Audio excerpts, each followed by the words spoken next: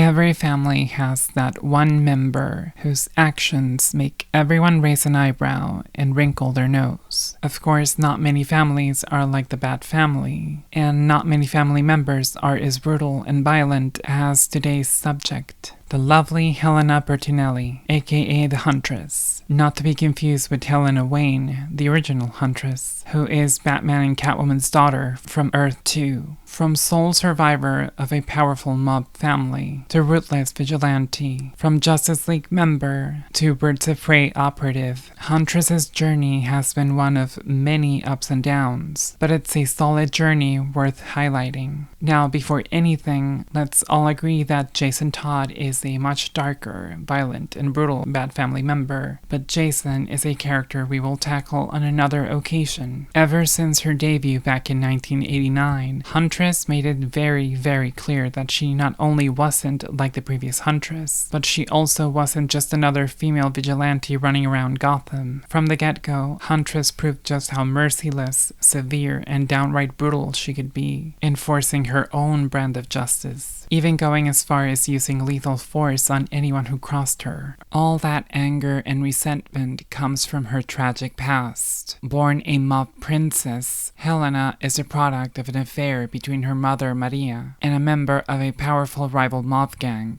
Santo Casamento, while her mother was married to another leader of a powerful mob family, Franco Bertinelli. This affair resulted in the execution of her entire family, becoming the only survivor and remaining Bertinelli. Orphaned from a young age, Helena was taken in by Bertinelli bodyguard Tony Angelo, who trained her in both martial arts as well as marksmanship. Tony became her own version of Alfred, oftentimes tending her wounds and helping her as a guide. Helena was able to regain control of her life by switching her pain to anger, becoming the Huntress, and vowing to end organized crime, also adopting the Omerta Code, which is a type of solidarity between associates and mobsters, aimed at covering up criminal conduct, especially concealing the identity of the person who committed a crime, keeping quiet when approached by authorities. Her ruthless attitude made Batman initially disapprove of her and reject her, in part as a way to protect her, but also to distance himself and his allies from all the bloodshed she was causing, creating a rift between the two, and setting the grounds for what could be perhaps the most complicated relationship in the Bat family, before Jason Todd came back, of course. At one point during the events of No Man's Land, and with the momentary absence of Batman, Huntress secretly took the mantle of Batgirl, taking down gangs and criminals posing as an agent of the Bat, and marking territories in Batman's place, going back and forth between the Huntress and Batgirl personas. Batman, however, knew since the very beginning that Huntress was the one behind the Batgirl persona, forcing her to stop. The Batgirl mantle would later be given to Cassandra Cain, something Huntress did not take kindly at first. Another aspect in which Huntress sticks out from the rest is her bedroom activities, let's call it. While it's perfectly normal to have several intimate partners throughout your life, especially when you look like this,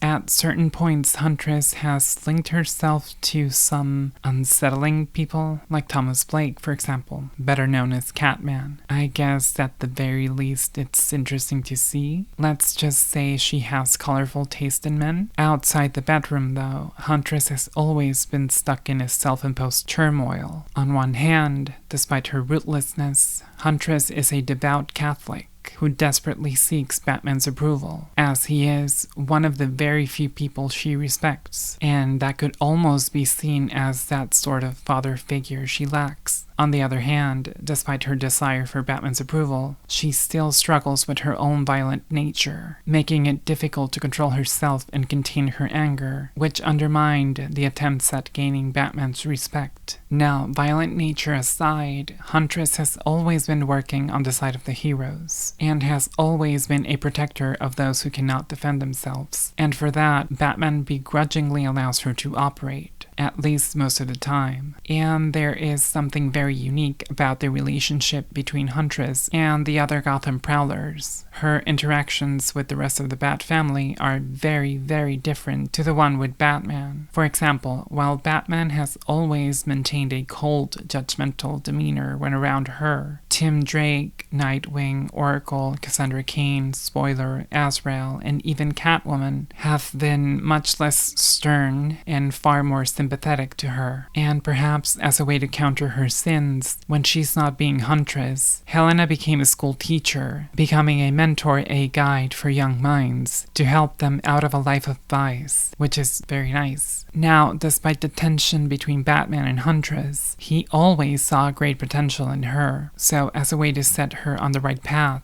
and help her channelize her anger, he recruited her as a member of the Justice League. However, contrary to what he had planned, her Justice League membership proved to be a failure. Even though she did accomplish great things while on the team, working alongside the biggest heroes of all time did not really help her control her basic and brutal behavior. If anything, forcefully repressing that violent side of her just to fit in had the contrary effect. Because as good as she may be, she had quite honestly unattainable examples to follow. And so she was expelled from the Justice League when Batman found her, just as she was about to kill an incapacitated Prometheus, and once again severing her alliance with Batman. But Batman isn't the only big-time hero Huntress has butted heads with. A good example of that would be her relationship with Wonder Woman. When Hector Hammond made the world forget the existence of the Justice League, Wonder Woman formed her own female-only Justice League, and Huntress was one of the chosen members. But like always, Huntress had a hard time repressing her true nature, something Wonder Woman was not happy with. Now, pissing Batman off and getting on his nerves is not a hard thing to do. Just ask Catwoman.